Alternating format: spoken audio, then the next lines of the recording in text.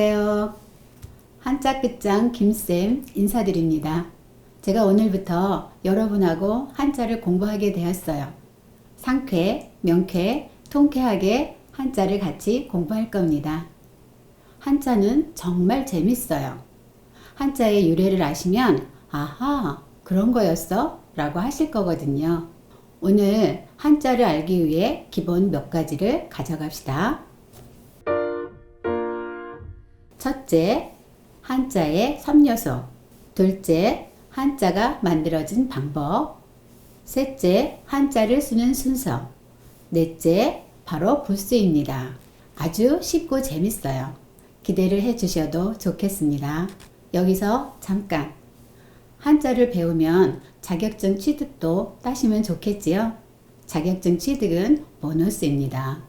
우리 보너스는 우리를 참 즐겁고 행복하게 하거든요. 그러기 위해서 각 급수에 맞는 선정 한자를 공부합니다. 그리고 각 한자의 유래와 부수를 이용한 연상법으로 공부합니다. 고사성어를 유래와 함께 공부합니다. 이렇게 공부를 하시면 초급부터 쭉 1급까지 자격증을 취득하실 수 있으실 거예요. 한자 끝장 김쌤이 도와드리겠습니다. 그럼 이제부터 강의를 시작합니다. 한자의 3요소. 한자에는 고유마다 모양과 뜻과 소리를 가지고 있는데 이것을 한자의 3요소라고 합니다. 보실까요? 어떻게 읽지요? 사람인이라고 읽습니다. 모양은 한자고 뜻은 사람이고 소리는 인입니다. 불화라고 읽습니다. 뜻은 불이고 소리는 화입니다. 나무목이라고 읽습니다. 뜻이 나무고 소리가 목입니다. 돌석이라고 읽지요. 뜻은 돌이고 소리가 석입니다.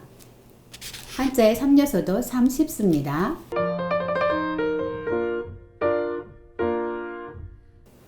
한자가 만들어진 방법입니다. 6가지가 있는데 외우실 필요 전혀 없습니다. 그냥 이해만 하시면 됩니다. 상형자, 지사자, 회의자, 형성자, 전주, 가차. 상형자입니다. 한자는 모양상자이고요. 사물의 모양을 보고 만든 글자입니다. 날일자를 보겠습니다. 옛날에는 글자가 없었어요. 그래서 그림을 그려서 의사소통을 했습니다. 해의 모양을 본뜬 글자로 해 또는 날을 뜻하는데요. 해의 모양이 이렇게 변해서 오늘날의 날일자가 되었습니다. 매산자를 보겠습니다. 산의 모양을 본뜬 글자로 산을 뜻합니다. 산을 그려놓고 이것이 변화해서 오늘날의 매산자입니다. 상형자도 참 재미있죠? 지사자입니다. 지는 가리킬 지자입니다. 눈에 보이지 않는 추상적 개념을 점이나 선을 그어서 만든 글자입니다. 윗상자를 보겠습니다. 나무 위에 새가 앉아 있습니다. 나무가지를 선으로 긋고 새를 점으로 찍었습니다. 기준이 되는 선 위에 점을 찍어 위라는 뜻을 나타냈습니다. 그래서 윗상자가 되었고요. 그러면 기준선 아래 점을 찍으면 무슨 자일까요? 아래 하자가 되겠습니다. 근본 본자를 보겠습니다. 나무는 자라려면 뿌리가 있어야 되겠지요. 그래서 뿌리가 근본이 되는 것입니다. 뿌리에 점을 찍고 선으로 연결해서 근본 본자 또는 뿌리 근자가 되었습니다. 끝말자를 보겠습니다. 나무가 다 자랐다고 해서 나무 끝에다가 선을 길게 그어서 끝말자가 되었고 끝이라는 것을 의미하게 되었습니다. 지사자도 재밌죠? 회의자입니다. 모일 회자의 뜻 의자입니다. 글자의 뜻과 뜻이 모여 만들어진 새로운 글자입니다. 좋을 호자입니다. 엄마가 아이를 안고 좋아한다 해서 좋을 호자였습니다. 지금은 어떻게 하죠? 여자와 남자가 만나면 좋아한다 해서 좋을 호자입니다. 쉴 휴자를 보겠습니다. 사람이 나무 아래 기대어 쉬고 있지요. 그래서 사람인에다 나무 목자가 합쳐져서 실 휴자가 되었습니다. 숲을 임자를 보겠습니다. 나무가 많다는 의미로 숲이지요. 그래서 나무 목자와 나무 목자가 합쳐서 숲을 임자입니다. 회의자도 정말 재밌지 않아요? 형성자입니다. 모양 형자에 소리 성자입니다. 만들어진 글자가 모여 새로운 글자가 되는데 하나는 뜻이 되고 하나는 소리가 되는 것입니다. 마을 촌자입니다. 나무라는 뜻과 촌이라는 소리가 만나서 새로운 글자 마을 촌자가 되었어요. 공로 공자입니다. 힘이라는 뜻과 공이라는 소리가 만나서 새로운 글자 공로 공자가 되었습니다. 벽경자를 보겠습니다. 해라는 뜻과 경이라는 소리가 만나서 새로운 글자 벽경자가 되었지요. 형성자도 아주 쉽게 이해하셨을 거예요. 우리가 알고 있는 대부분의 한자가 형성자라는 사실을 알려드립니다. 전주입니다. 구를 전자예요. 이미 만들어진 글자를 다른 소리로 자꾸 변화시키는 글자입니다. 즐거울 낙자를 보겠습니다.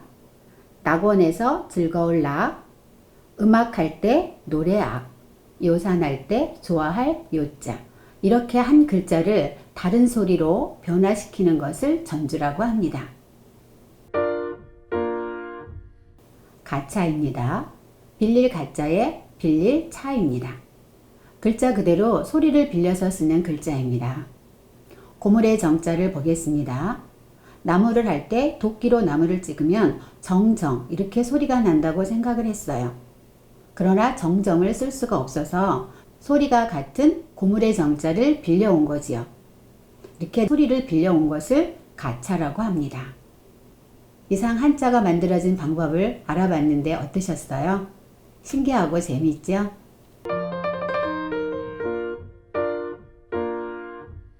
한자를 쓰는 순서입니다. 첫째, 한자는 위에서 아래로 쓴다. 석선자를 보겠습니다. 순차적으로 위에서 아래로 쓰는 것입니다. 둘째, 왼쪽에서 오른쪽으로 쓴다. 내천자를 보겠습니다. 왼쪽에서 오른쪽으로 씁니다. 셋째, 가로획과 세로획이 엇갈릴 때는 가로획을 먼저. 열십자를 보겠습니다. 가로획을 먼저 쓰고 세로획을 나중에 쓴다는 것입니다. 넷째, 좌우가 같은 모양이면 가운데를 먼저. 작을 소자를 보겠습니다. 가운데를 먼저 쓰고 왼쪽, 오른쪽 이런 순서로 씁니다. 다섯째, 둘러싼 글자는 가장자리를 먼저. 돌해자를 볼까요? 가장자리에 큰 입구를 먼저 쓰고 가운데 작은 입구를 나중에 쓰고 마무리합니다. 여섯째, 세로로 꿰뚫는 획은 나중에. 가운데 중자를 볼까요? 세로로 꿰뚫는 뚫을 곤자는 나중에 쓴다는 것입니다. 일곱째, 독립자로 쓰이는 자는 받침을 먼저, 독립자로 쓰이지 않는 받침은 나중에 쓴다. 일어날 기자를 보겠습니다. 일어날 기자는 달릴주와 몸 기자가 합쳐진 글자인데 달릴주는 독립자로 쓰이기 때문에 먼저 쓴다는 뜻이고요.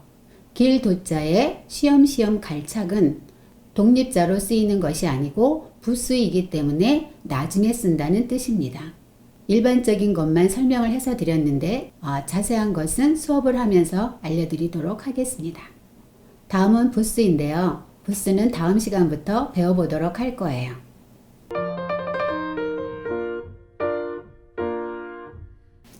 오늘은 한자를 알기 위해 기본이 되는 몇 가지를 알려드렸습니다. 이제 여러분은 한자를 친구로 맺으신 거죠?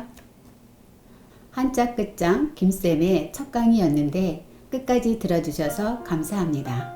구독과 좋아요도 함께 눌러주시면 더욱 감사드리겠습니다. 다음 시간에 찾아뵙겠습니다. 바이바이.